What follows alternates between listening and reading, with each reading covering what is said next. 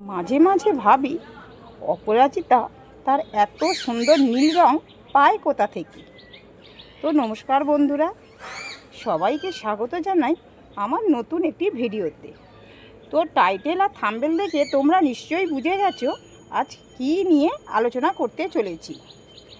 অপরাজিতা ফুল, যার আর একটা নাম হচ্ছে নীলকণ্ঠ। অনেকেই এই ফুলকে নীলকণ্ঠ নামে চেনে। তো অনেকেই বাড়িতে অপরাজিতা গাছ বসায়, কিন্তু সেই হারে ফুল পায় না।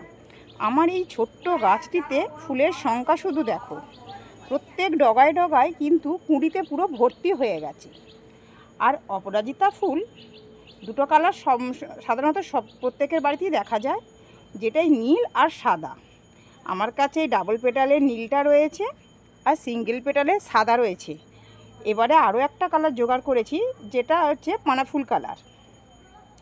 তো আমাদের বিষয় হচ্ছে অপরাজিতা গাছে কিভাবে আমরা প্রচুর পরিমাণে ফুল পাবো। অপরাজিতা গাছে প্রচুর পরিমাণের ফুল পাওয়ার জন্য প্রথমে আমাদের গাছের গ্রোথের দিকে নজর দিতে হবে। গাছের গ্রোথ যদি ঠিকঠাক থাকে, সেখানে কিন্তু ফুলের সংখ্যাও বাড়বে। গাছের গ্রোথ মানে গাছ যতটা সুস্থ সবল থাকবে, যতটা ডালপালা ছড়াবে, তবেই সেখানে কিন্তু প্রচুর পরিমাণে ফুল পাওয়া যায়। অপরাজিতা গাছে প্রচুর পরিমাণে ফুল পেতে গেলে আমাদের কয়েকটা টিপস মাথায় রাখতে হবে। প্রথমত, গাছটাকে খুব বুশি করতে হবে। তো আর প্রথমে গাছটাকে খুব ঝোপালো করে নিতে হবে। প্রথমে গাছকে নাইট্রোজেন সমৃদ্ধ খাবার দিতে হবে। দিয়ে গাছটা যখন নতুন নতুন শাখা প্রশাখা ছাড়বে, তখন আমাদের এই পিঞ্চিং করতে হবে। উপরের যে ডগাটা, এটা কেটে দিতে হবে। পিঞ্চিংয়ের মাধ্যমে কি হবে, গাছ প্রচণ্ড বুশি হবে। আর গাছ যত বুশি হবে, তত নতুন নতুন ডালপালা ছড়াবে, আর তার প্রত্যেক শাখায় শাখায় কিন্তু কুঁড়িতে ভর্তি হয়ে যাবে। তো প্রথম কাজ আমাদের হলো গাছটাকে ঝোপালো করে নেওয়া। আর এছাড়া অপরাজিতা গাছ লতানো গাছ, এই গাছকে যদি আমরা বনসাই করে ছোট্ট জায়গার মধ্যে রাখতে চাই, পিঞ্চিং কিন্তু সেটাও একটা ভালো কাজ দেয়, যেটা গাছকে উপর দিকে বাড়তে দেয় না, আর গাছটা ছোটোখাটো হয়ে ঝোপালো হয়ে থাকে। আর দ্বিতীয় কাজ হলো, অপরাজিতা গাছকে যখনই ফুল ফুটে যাবে, ফুল ফুটে যাওয়ার পর শুকনো ফুল গাছে কিন্তু থাকবে। আমি এই অপরাজিতা গাছটাকে বুশি করার জন্য যত এই ডগাগুলো বাড়ছে, আমি কিন্তু প্রত্যেকটা পিঞ্চিং করে দিচ্ছি। এর ফলে কি হবে, গাছটা কোনো কিছুর অবলম্বন ছাড়াই কিন্তু গাছটাকে রাখা যাবে। তো গাছটা আমি একটা এরকম ডাব্বার মধ্যে রেখেছি। এই ডাব্বার মধ্যে রেখেই কোনো কিছুর অবলম্বন ছাড়াই কিন্তু গাছটা দিব্যি ফুল দিয়ে যাচ্ছে। আর এই ফুলের কালারটা হচ্ছে সাদা কালারে সিঙ্গেল পেটাল। আমার কাছে ডাবল পেটালটা ছিল, যেটা এখন কিন্তু ওই ফুল হচ্ছে না বা খুঁজে পাচ্ছি না গাছটা। আর এটা সিঙ্গেল পেটালের, এটা সিঙ্গেল পেটালের অপরাজিতা ফুল। এই ফুলের কালারটাও কিন্তু খুব সুন্দর। তো দেখো, গাছটা আমার যথেষ্ট হারে বুশি হয়েছে। গাছে প্রচুর পরিমাণের ফুল পাওয়ার জন্য পরবর্তী টিপস হচ্ছে, এই গাছে যে ফুলগুলো ফুটে যাবে, আমরা কিন্তু শুকনো ফুলগুলো গাছে রাখবো না। গাছে রাখলে কি হবে, সেই শুকনো ফুল থেকে সিড পট তৈরি হবে। আর যদি গাছে একবার সিড পট তৈরি হয়ে যায়, তাহলে কিন্তু গাছে কিন্তু ফুল হয় না। তখন গাছ সেই সিড পটের দিকেই বেশি ঝোঁক দেয়। তো তখন গাছে ফুলের সংখ্যা কমে যায়। তো দেখো, আমার এখানে গাছটা এই যে একটা সিড পট তৈরি হয়েছে এই রকম। ওই জন্য ফুল কিন্তু শুকনো ফুল রাখা যাবে না। শুকনো ফুল রাখলেই কিন্তু গাছে ফুলের সংখ্যা কমে যাবে। তোমরা এই গাছ পাবে কোথা থেকে? তোমরা চাইলে নার্সারি থেকে কিনে নিতে পারো।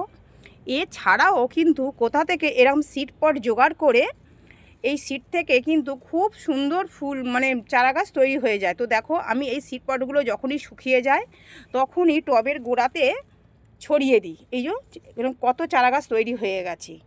এছাড়াও আমি চারিদিকে ছড়িয়ে দিয়ে ছোট ছোট চারা গাছ তৈরি করে নিই। তোমরা এর মাধ্যমে কিন্তু অপরাজিতা গাছ তোমরা তৈরি করে নিতে পারো বাড়ি। এখানে আমার আরও একটা কালার, যেটা আমি রাস্তার পাশ থেকে ফুলটা ফুটেছিল, গাছটা আমি তুলে নিয়ে এসেছি। এই যে কালারটা পানাফুল কালার, এই ফুলের কালারটা খুব সুন্দর। এটা সিঙ্গেল পেটাল। আর এখন কিন্তু অপরাজিতা গাছ অনেক রকম কালারেরই পাওয়া যায়। আগে সাধারণত দুটো কালারই ছিল, এখন কিন্তু অনেক রকম কালার পাওয়া যায়। এই ছোট্ট ছোট্ট চারা গাছগুলো তুলে এই রকম তেলের বোতল জলের বোতল হাফ করে কেটে নিয়ে তাতে বসিয়ে রেখেছি। তাতেই গাছের গ্রোথ দেখো কত সুন্দর, আর প্রত্যেক ডগায় কিন্তু কুঁড়িতে ভর্তি হয়ে গেছে। এটা হচ্ছে থোকা নীল নীল অপরাজিতা, দেখো কুঁড়িটা দেখলেই বুঝতে পারবে এটা থোকা নীল। আর এটা হচ্ছে সিঙ্গেল পেটালের সাদা, এটাতেও কিন্তু ফুল ফুটছে।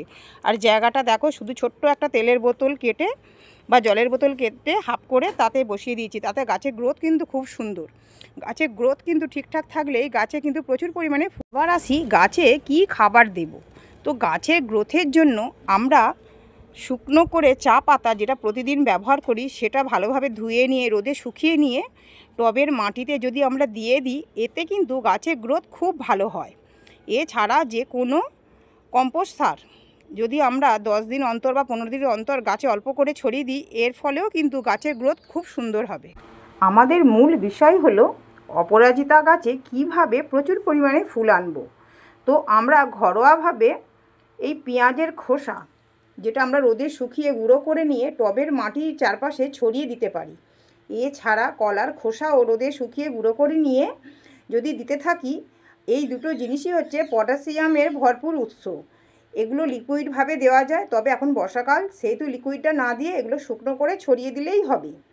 এছাড়া যারা তোমরা এইগুলো দিতে না চাও, তো রাসায়নিক সার হিসাবে কী দেবে, এনপিকে 10-26-26 দানা ছোট চা চামচের 1 চামচ নিয়ে মাসে একবার করে টবের মাটিতে ছড়িয়ে দিলে তোমাদেরও গাছ ভর্তি এরকম অপরাজিতা ফুল তোমরাও। এই গাছে খুব একটা রোগ পোকার আক্রমণ হয় না, সেইভাবে কোনো মাসে একবার করে কীটনাশক স্প্রে করলেই হবে। তো আজ আমার আলোচনার বিষয় হলো অপরাজিতা গাছে প্রচুর পরিমাণে ফুল পাওয়ার বিভিন্ন রকম টিপস। তো ভিডিওটা যদি ভালো লাগে অবশ্যই লাইক কমেন্ট শেয়ার করো, আর ভিডিওটা শেষ পর্যন্ত দেখার জন্য অসংখ্য ধন্যবাদ।